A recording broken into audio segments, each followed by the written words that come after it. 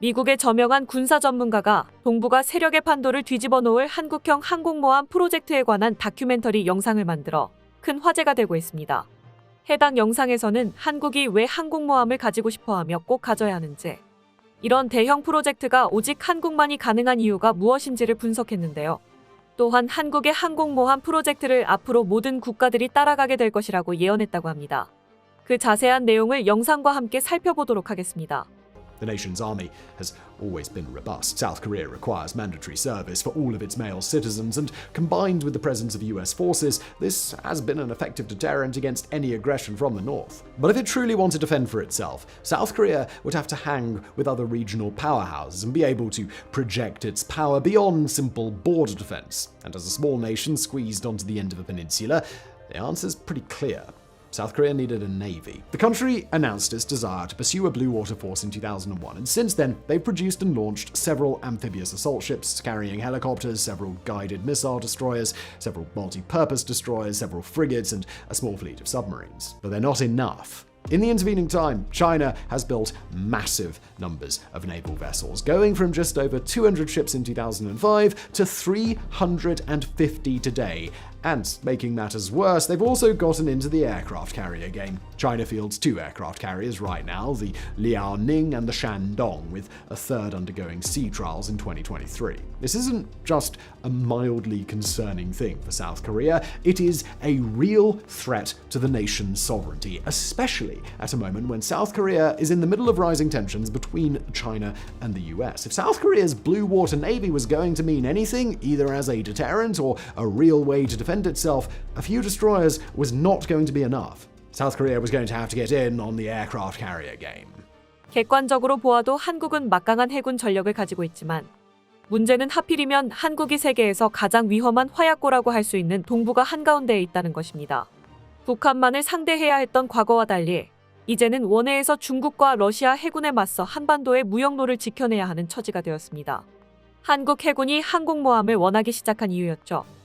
The answer, according to South Korean Ministry of Defense, was the LPX-2, referred to by the Navy as the CVX. According to the Navy, Hyundai Heavy Industries had already secured a contract to design the CVX carrier in accordance with the Navy's wish list for the final product. The carrier they envisioned would be based on the Dorko-class ship design, but longer and heavier, with a flat landing deck that could carry up to 28 American F-35B fighter aircraft, additional naval helicopters, and vertical takeoff and landing aircraft. The CVX was to displace somewhere between 30 and 45,000 tons of water, under half of what a US Nimitz-class carrier displaces, and at a length of 263 meters and a width of 47 meters, it was significantly smaller overall as well. As of the Republic of Korea Navy's 2020 announcement, the goal was to complete the basic design of the carrier within 3 years and carry out the detailed development and construction of the carrier over the next 7 years. It was a highly ambitious timeline, and one that could put the CVX on the high seas as soon as 2031, with a sea trial period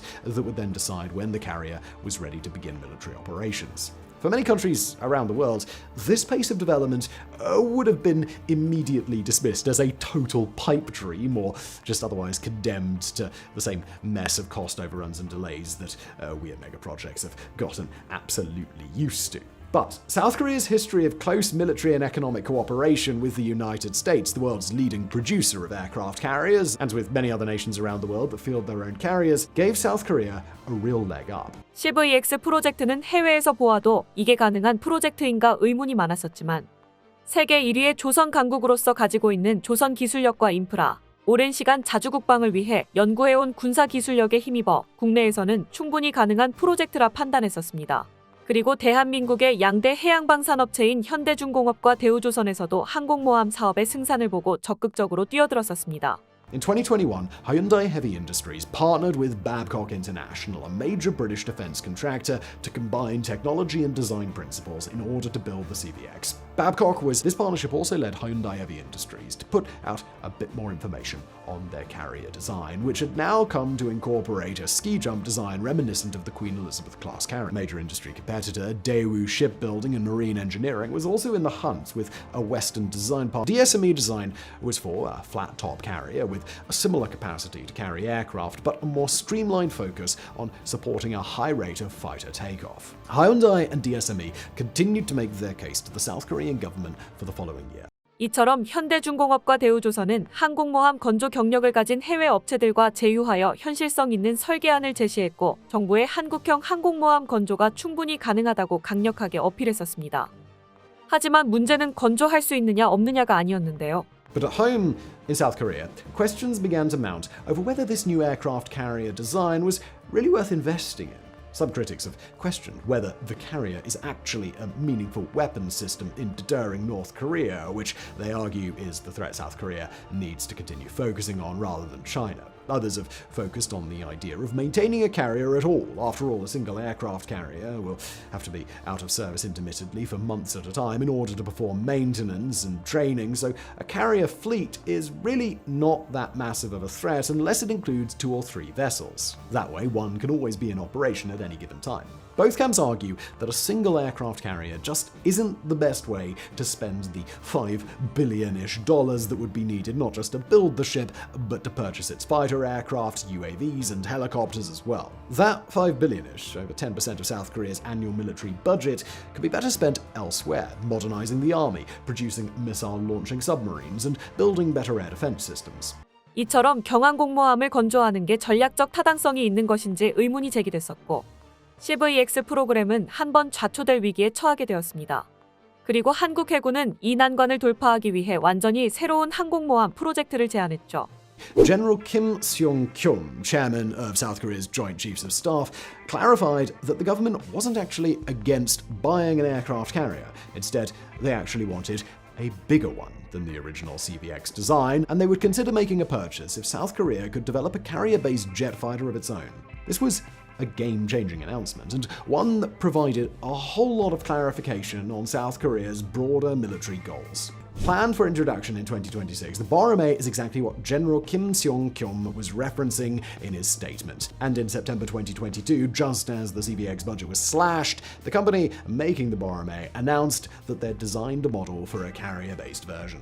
Far from giving up on the CVX, the South Korean military had made an appeal for a total inter-service expansion of its capabilities, both in the air and at sea. The description of the naval version of the Boromé fighter even offered some additional hints on what a future carrier might look like.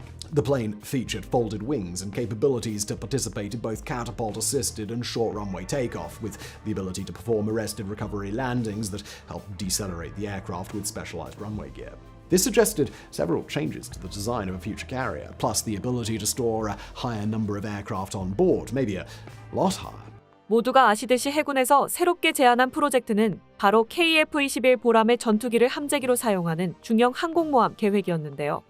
이는 F-35를 함재기로 사용하는 경항공모함보다 훨씬 작전 능력이 뛰어나며 진정한 한국형 항공모함을 만들 수 있다는 의의도 있어 CVX 사업을 새로운 국면에 접어들게 만들었습니다. Well, according to South Korean news outlets SBS News, the South Korean Ministry of Defense is about to launch a feasibility study on the potential of building a 50,000-ton medium-sized aircraft carrier. This follows a report from South Korea's Defense Acquisition Program Administration, DAPA, that producing a naval variant of the KF-21 is perfectly achievable on a timeline of 10 years with an investment of $1.3 billion.